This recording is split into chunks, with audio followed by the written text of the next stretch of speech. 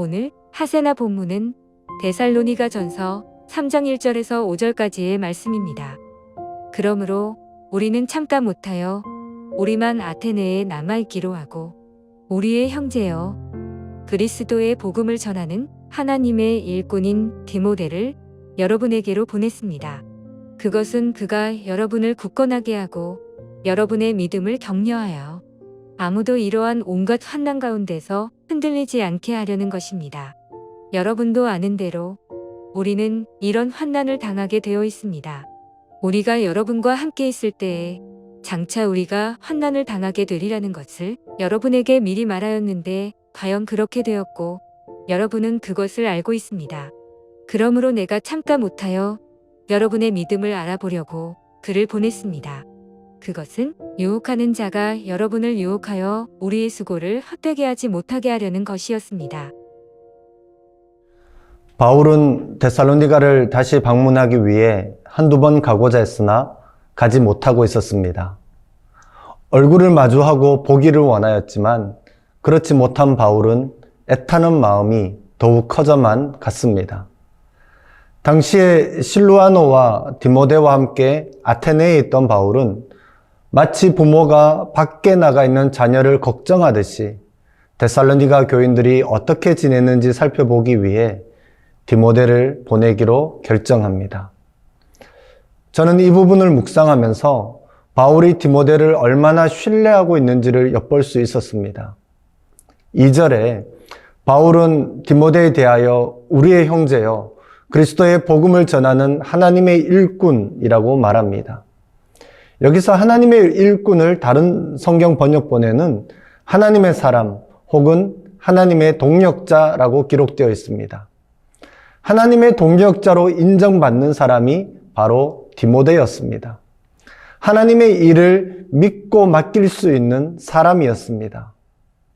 바울은 이렇게 인정받는 디모데에게 세 가지 임무를 주어 데살로니가로 보냈습니다. 첫 번째는 데살로니가 교인들을 굳건하게 하고 믿음을 격려하는 것이었습니다.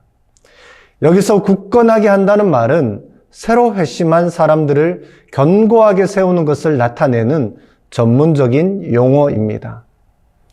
또한 믿음을 격려한다라고 할 때에 믿음이라는 단어는 신실함, 충성심이라는 의미도 담고 있습니다. 두 번째는 아무도 이러한 온갖 환난 가운데서 흔들리지 않게 하는 것이었습니다. 바울은 데살로니가 교인들이 그들이 받는 고난으로 인해 그리스도를 떠나 방황하게 될까봐 염려하고 있었습니다. 그래서 바울은 데살로니가 교인들과 함께 있을 때에 가르쳐준 진리를 다시 한번 상기시키죠. 그것은 장차 우리가 환난을 당하게 될 것이라는 것입니다. 예수 그리스도를 믿고 따를 때에 당연하게 따라오는 것이 바로 고난이라는 것이죠. 이 부분을 메시지 성경은 이렇게 번역하고 있습니다. 고난은 우리가 감당해야 할 소명의 일부입니다. 과연 바울이 전에 말한 대로 실제 고난과 환난이 있었습니다. 물론 데살로니가 교인들도 이렇게 고난을 겪게 될 것이라는 것을 알고 있었습니다. 그럼에도 우리가 아는 것처럼 앞으로 일어날 고난에 대해 미리 예상한다고 하더라도 실제 그 고난이 직접적으로 닥치면 쉽지 않습니다. 고난을 미리 예상하는 것과 그 고난을 직접 경험하는 것은 다른 차원인 것이죠. 그럼에도 그 고난을 미리 예상한다는 것은 과연 믿는다는 것이 무엇을 의미하는지 다시 한번 생각하게 하는 계기가 되기도 합니다. 이 부분을 묵상하는 가운데 이런 생각이 들었습니다.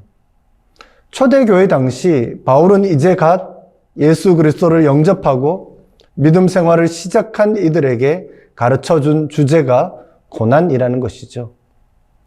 오늘날 현대적인 제자 훈련을 오랫동안 받아보신 분들은 아시겠지만 고난이라는 주제는 제자 훈련 제일 끝쯤에 배우는 것이고 심지어 고난이라는 주제를 따로 배우지 않는 경우도 많이 있습니다.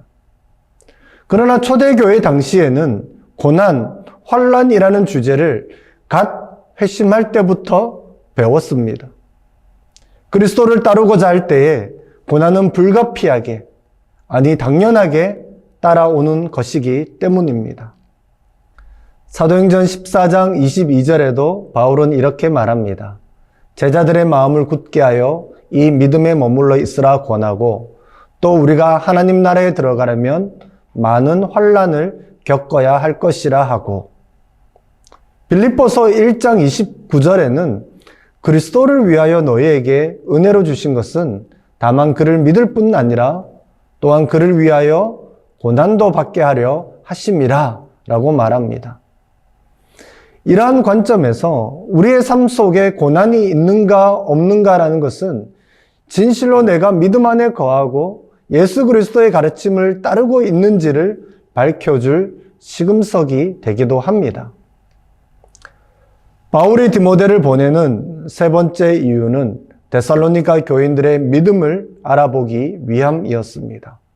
그리하여서 유혹하는 자가 데살로니가 교인들을 유혹하지 못하도록 하기 위해서였습니다. 그만큼 유혹하는 자가 예나 지금이나 그리스도인을 사로잡기 위해 애쓰고 있음을 보게 됩니다. 오늘 본문에 나타난 하나님은 어떤 분입니까? 그리스도의 복음을 위해 일꾼을 세우시는 분입니다. 하나님은 때로는 우리의 믿음을 알아보려고 고난과 환난을 허락하시기도 합니다. 결국 믿음 안에 견고하게 서기를 원하십니다. 그러나 이 세상에는 언제나 시험하는 자가 믿는 사람들을 찾아와 시험하여서 복음에서 떠나도록 미혹합니다. 유혹하는 자는 우리로 하여금 믿음을 약하게 만들려고 고난의 길이 아니라 넓고 편한 길을 선택하도록 속삭입니다. 이러한 상황 속에서 우리는 어떻게 살아야 할까요? 디모데와 같이 다른 이들의 믿음에 대하여 격려하는 자가 되면 좋겠습니다. 그리스도를 따를 때에 고난이 찾아온다 하더라도 굳건하게 믿음 안에 거했으면 좋겠습니다. 기도하겠습니다. 하나님 아버지, 우리로 하여금 그리스도의 복음을 믿는 믿음 안에 있게 해주셔서 감사합니다. 그리스도 예수를 믿는 믿음 안에서 살려고 할 때에 우리의 가정과 일터와 학교와 사회에서 많은 고난이 있음을 압니다. 하나님의 식대로 살려고 할 때에 경험하는 고난에 대하여 이상하게 여기지 않게 하시고 그 고난을 기쁨으로 믿음으로 감당하는 우리가 될 수 있도록 복내려 주옵소서. 예수님 이름으로 기도합니다. 아멘.